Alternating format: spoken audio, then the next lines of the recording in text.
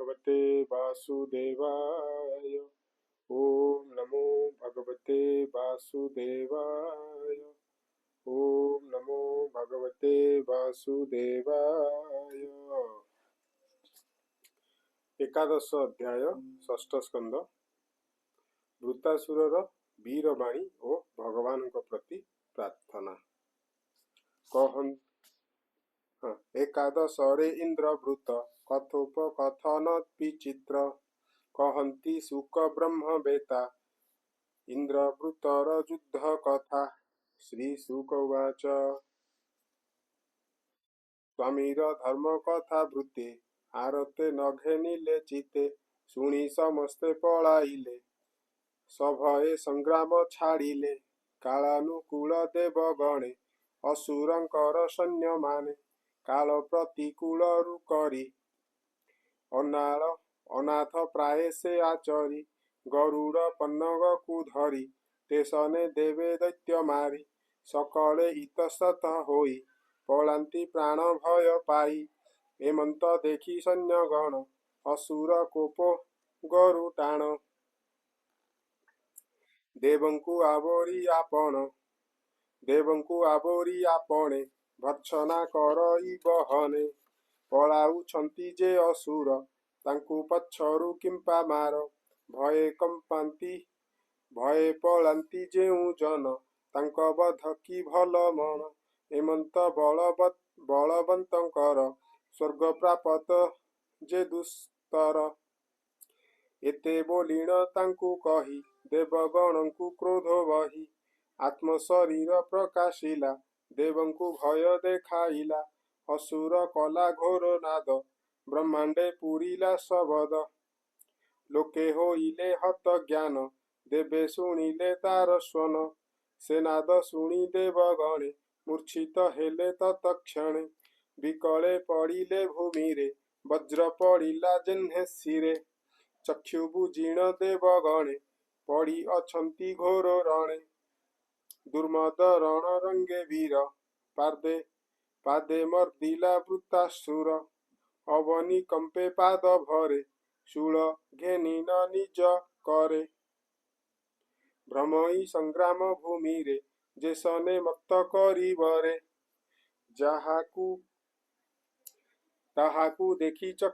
ताहाकू देखी वज्रधर कोपे कंपई थर हर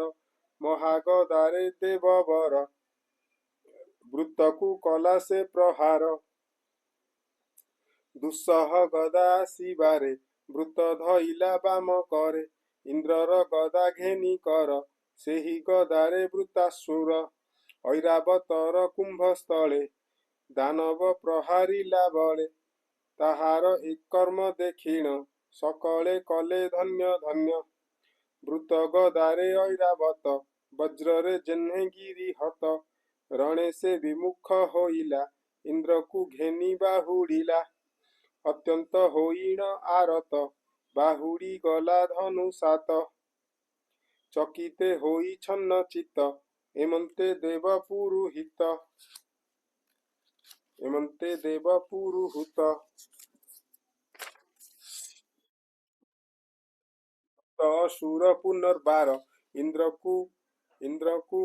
नकला प्रहार इंद्र अमृत श्रावी कर देईण हस्ती कुंभस्थल आश्वास करी देववर रहिले वृतर आगर संग्राम करिबार आसे इंद्र को देखी निज पासे भ्रातार हंता वज्रायुध देखी असुर कला क्रोध स्वरण कला भ्रातृनाश शोक मोहे होई विरस बोलोई इंद्र मो वचन शुणतु होई सावधान भृत उवाच भाग्यवशरु तु मोहर संग्रामे मिलिलु छामुर मोहर भातृनाशकारी आज नासिबी तोर सिरी मोहर शूले हृद तोर निश्चय करिबी विदार जेउ कारणे मो अग्रज अपापी आत्मज्ञानी द्विज खड़गे धरी तार शिर छेदिलु तुहि दुराचार पशुर प्राय कमाइलु स्वर्ग भोग कु वांछा कलु लज्जा संपद दया कीर्ति सबु छाड़िलु मूढ़मति मोर त्रिशूले तो शरीर नाश होइब दुराचार अग्नि न करिब दहन खाइबे गुद्र कृमि श्वान जेते तो संगे दुष्ट जने शस्त्र धरिण छन्ति रणे जे मोते प्रहार कु कले ताहांकु छाड़िबि कि भले खड़ग त्रिशूल प्रहारी कंध छेदिबि ए हांकरी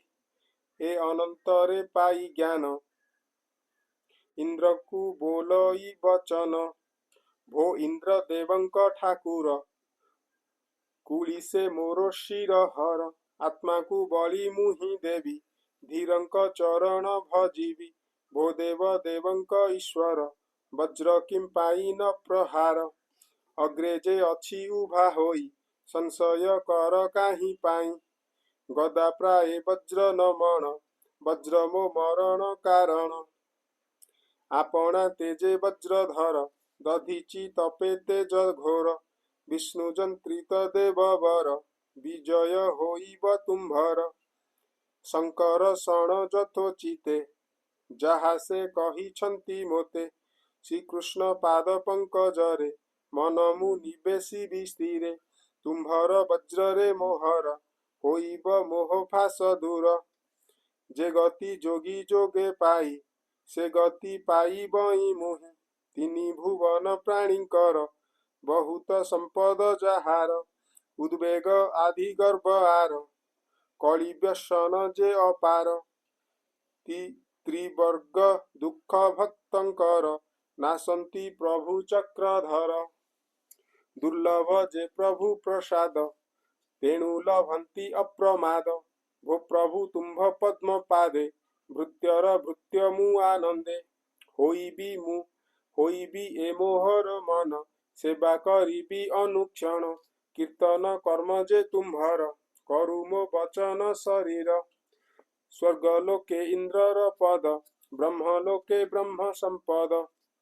पाताल भोगो जोगो जेहि शपथ द्विजे राजा होई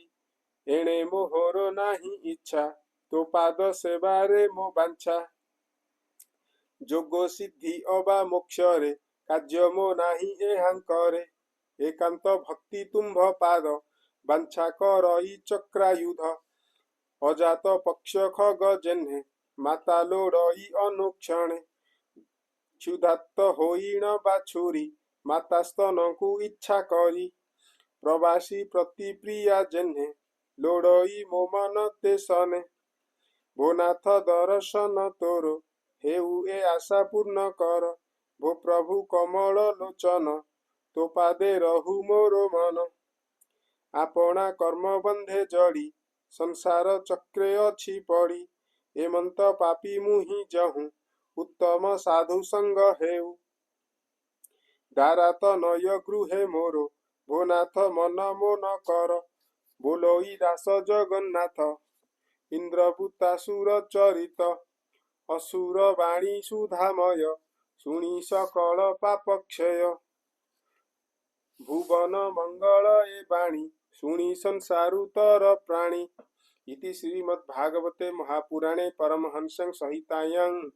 षष्ठ स्कंदे